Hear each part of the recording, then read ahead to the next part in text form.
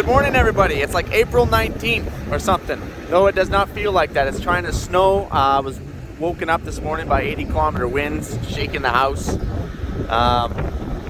Sorry about the wind. It's pretty much just an everyday Saskatchewan breeze, to be honest with you.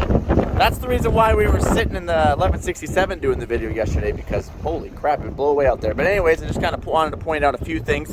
When I was winging this drill down yesterday, I felt a little tug, and that's never a good feeling when you can feel something. Now, all you farmers know what I'm talking about. When you're seeding or disking or tilling or whatever it might be in the ground, and you feel a tug from the tractor, you know that you hooked a big rock or you hooked something that was bad news bears for everybody, and then so obviously it's not a good thing. But anyway, I wasn't in the ground, but this here hose, the one that's kinked, got hung up on that 4x4 right there. I know, sorry about the wind. And instead of just pulling that hose out, I just pulled the top of the manifold off. Luckily, it did not rip off my wiring harness. So I gotta put that back on. Obviously, I have to put new hose on and maybe reroute that puppy. And that is, I guess I should backtrack. That is the reason or I guess I should say that's the byproduct of putting new hoses on. Okay? When you put these new seed lines on, which we did, as you know, you want to do this one at a time, so that way you don't screw it up, because you got to make sure you run it the exact same route. And even though we did it one at a time, we can still screw it up. But to be honest, when you put new hose on, it comes out of a roll and it wants to roll. Man, is that wind just ridiculous. Holy cow. Anyways, this new hose is really, really firm. It doesn't want to flex, and it's cold out. So a lot of that would be contributing factors as well. Look at this one here. Where is it? This one's kinked off down here. That's not good. So I gotta fix that one. Woo! Oh, man. That is just not nice. And then over here, I noticed that we had a 2-incher kink off. So once these kink once in one place, you pretty much got to replace the whole hose. Sometimes you can turn it around, stick it on that side, pull it through. Maybe you could just cut this out and splice it. But if you put a splice in there, it can also crack the lentils and the chickpeas coming through. So typically we will dispose of this whole hose, or we'll reroute it, or we'll keep it and, use it for a shorter chunk down here somewhere else. You know what I mean? Because these ends over here are just short. That's just a short piece of hose. These ones are longer because they go right through the frame right up to here. So we just pull that hose off. We'll keep it as spare. We can use it down there and chop it up if need be. And then we got some Packer tires here we got to change. So this is basically, we just got to quickly do some final touches to the drill. Remember when I said the drill was about 99.9% ready to go? Yeah, I guess it's not 99.9%. It's more like 95.7%. I noticed that I got to change the Packer wheel, and I did not know about these hoses until like just this morning. So the only thing that I knew that I had to do was grease the Packer wheels and change a Packer wheel, which isn't that big of a job. It doesn't take very long to pump a little bit of grease in these Packer wheels with a Milwaukee or electric grease gun of your choice. But I will show you the Packer wheel. I got change here. See right there, that one's painted red. See, it's split right down the middle. They do get wore out and they do split. Now that's a semi-pneumatic Packer tire, which means it does not hold any air. But these V-style, you can get round ones too. We prefer the V. These V-style semi-pneumatic Packer tires, actually I'll back up. All semi-pneumatic Packer tires, round or V, are a very hot commodity right now. Basically, you can't get them. They're back ordered like everything else in the world. So that's a problem, because when they split, they do not properly pack. I know. So we actually got some temporary wheels. They're round that actually hold air. I know. Air. Now we had this back on the old, on the C&H drills. They're a little bit more like the Concord style, where you literally had tires for Packers. Just imagine having 84 tires. Not counting all your other tires, but just your Packer tires, 84 tires. It was a gong show. We could never keep them all up. So that's the reason why they went semi-pneumatic, because you can never keep air in them. So we do have some ones that we'll put air in, and we're going to move them around, and we'll put the ones with the air on the end. So that way when you're doing our walk around, we can make sure that they're up, not flat. And then we'll take the ones off the end and stick them under the center where we can't easily see them. Well, I'm really procrastinating this morning about getting to work because it is cold. It's not nice. And when I checked the forecast, we weren't supposed to get anything. We were just supposed to get wind. But as you can clearly see, we're getting something. All right, guys, I'm gonna get cracking here, I think. Come on, Mike, we got this. Just have to get out of this wind here, get behind this tractor. So we found some more clothes. We dressed up a little bit. I found some pants that Lee actually left. I kind of threw them over my pants, and I guess I should give it a bit of an update there too. Is Lee, obviously, as you know, you haven't seen him in a long time. He's no longer with us. He went to work for a farm closer to Swift where he lives, so that way he can be at home with his family.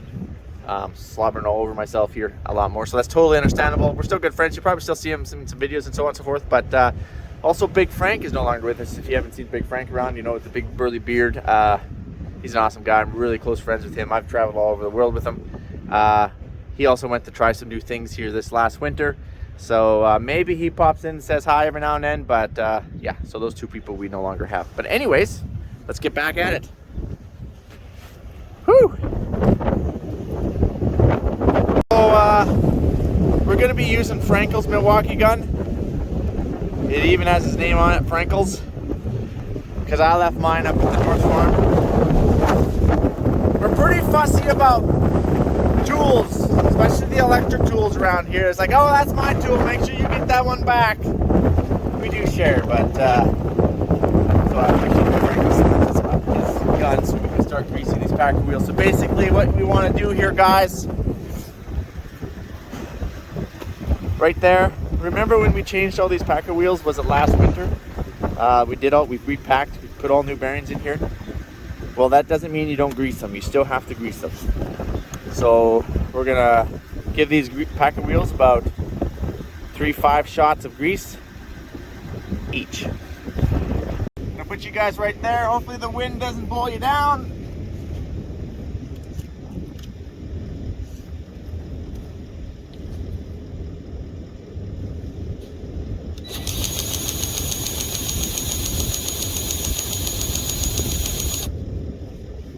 Give it a spin.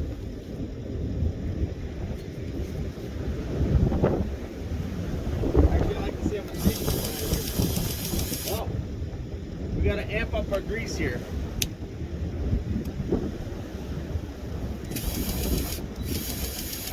There we go. The Milwaukee has different grease settings.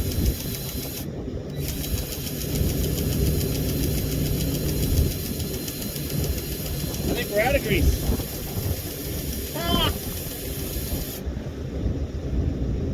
You know, rule number 1. Yep. You never leave a grease gun without grease. Come on, Frankels. Okay, so we got a new tube of grease in our grease gun. And we're ready to rock and roll.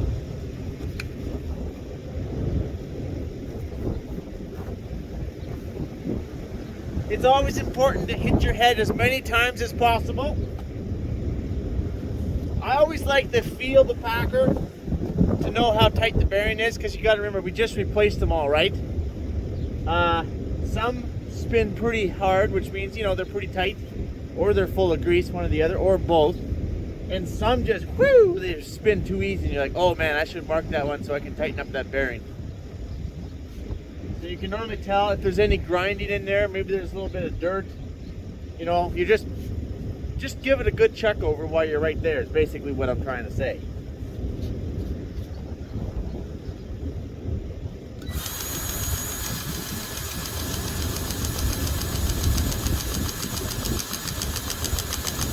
I'm putting a little bit more in.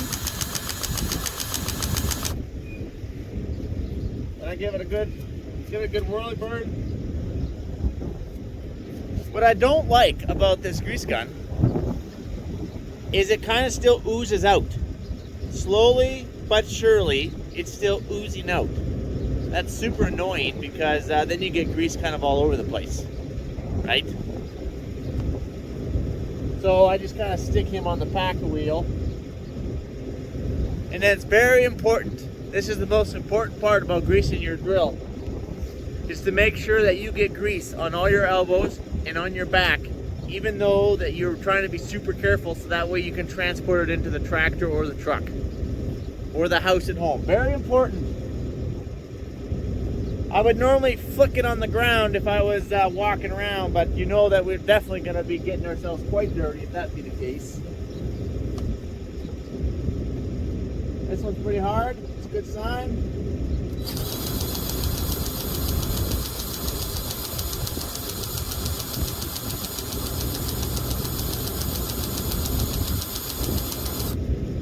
I'm just going to leave it on the grease nipple for an extra second or two. Maybe that grease will kind of ooze its way in, but it's definitely slowing us down if that be the case.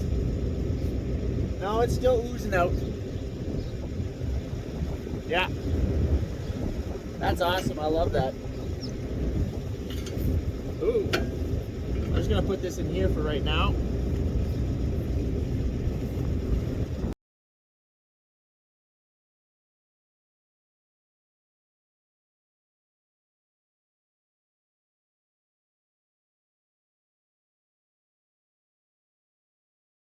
Alright, so update, I kept going with the Milwaukee. There was some serious air in it that definitely helped once I got that air out. We finished all the wheels. We also greased the hubs of the mid-row banders. Yeah, like there's a lot of grease, eh? I think I got more grease on the outside of the drill than I got on in all the bearings.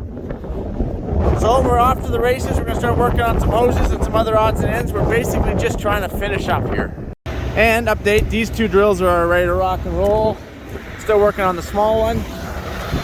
Jared's winging up his. Let's go bug Jared.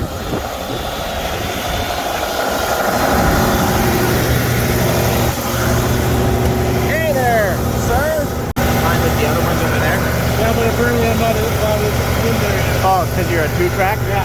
Oh, that makes sense. Is that discrimination? Two-track discrimination? Yeah, but we're going to pull everybody. How come you didn't get your new tracks on? Is that bitter? Actually, update on the new tracks. He doesn't want to talk about it. We have new tracks for this thing, but we wanted to replace the rubber on the bogies before I put a new track in, and they're all back ordered. Okay, Brian calls. Do you want to fight? You want to fight? That's what I thought. Yeah, that's what I thought. No. We love what we do around here, but anyways. We have new tracks for Jared, but all the parts that we want are back ordered until after seeding, so he is not getting new tracks for this seeding. And he's a little bit bitter about it. Are you gonna move this rig? All right.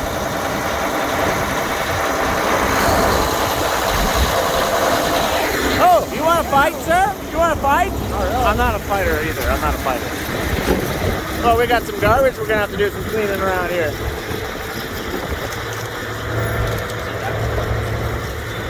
As long as he's not running over any grease guns or, you know, stuff like that. Oh! Yeah, I'm okay. I'm good.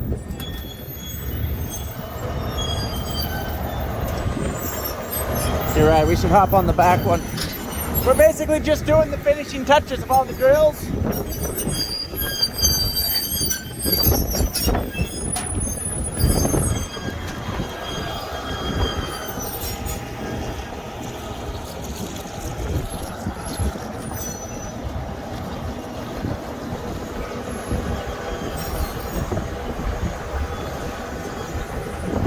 I think I may have parked in this way. He wants to swing around. It's kind of my guess. We're hoping to be done our drill down there this afternoon. I'm gonna go for some burgers though. Wait. Oh yeah, there we go. He's turning.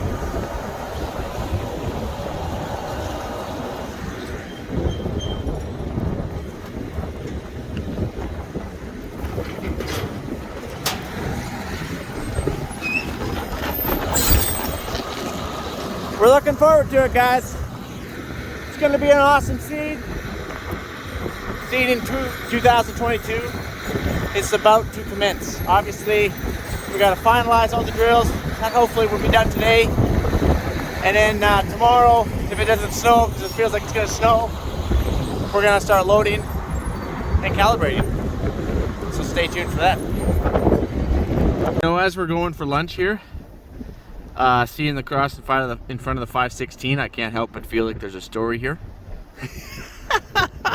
I just don't know what it is. Okay, so the reason why we're in the truck is because we finished all the greasing, and we fixed some hoses, not the 2-inch hose, but we fixed some hoses, and I'm gonna put this conveyor in here. So I just wanted to show you this remote. Oh, so right now you can see it's on fan, and then that 50% means it's got 50% battery. Technically you can see how many pounds are in each tank if you cycle through your tanks, but I don't worry about that. So then I hit the bottom here, it says fill. There. It would just kick the fans out, and I'm gonna go and put this conveyor up.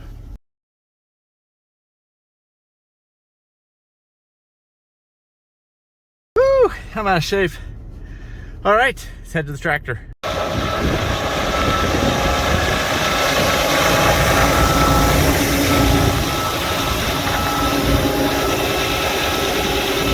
No carpet on here yet. As you can see, I still got the cardboard in here, so that's why I'm walking in with my shoes.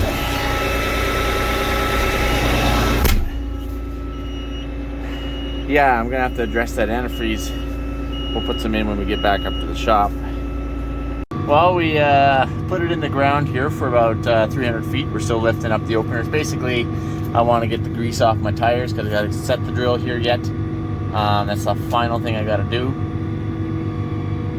And I'm not going to tell you how it pulled that 300 feet because it really doesn't make any difference because we're empty. I just like to get this monitor, this John Deere in here, or get this work switch working. So when I hit this, that would be awesome if I started mapping here. Okay, so we found our work switches. So we can, that's it. We can either go start mapping as soon as we engage the auto steer, which of course we don't want that, because what if I'm just, you know, freewheeling it around a slough. Implement switch closed, implement switch open, manual. I guess I just have to hit the screen. You can put it on all your hydraulics, but you can't do that either because your hydraulics are consistently on. It's gonna have to be one of these work switches, and I guess if that doesn't work, well then I'm gonna have to be in manual mode. Just picking it out of the ground here.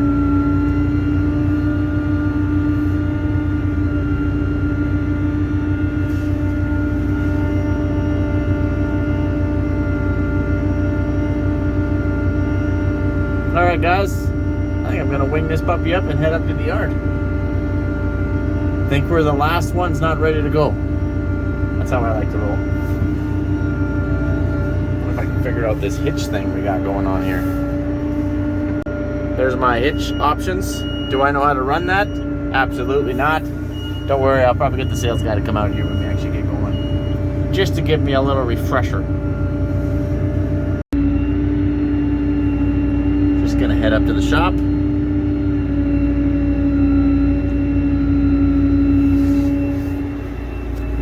You guys pretty much get the idea. Right, steering wheel's very sensitive.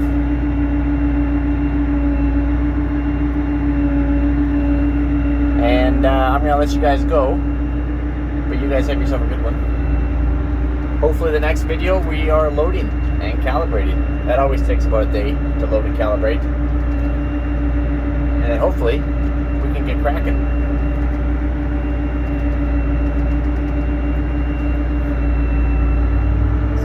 Jam here. Baby, oh baby, oh baby. Alright guys. I can see everyone else has got their drills lined up.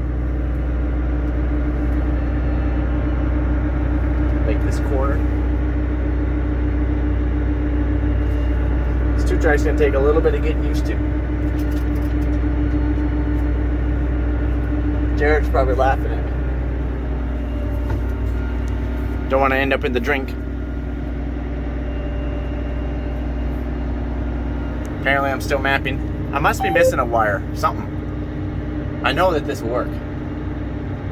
But I'm obviously seriously derping hard here right now. Their drills are all ready to go. We're a little late to the game here. We had the most to do though. We actually had a different tractor on and got to get everything all figured out. All they had to do is just hook up their tractors. Obviously they had work to do their drills like we did, but all right guys, I'll talk to you on the flip side. Adios amigos.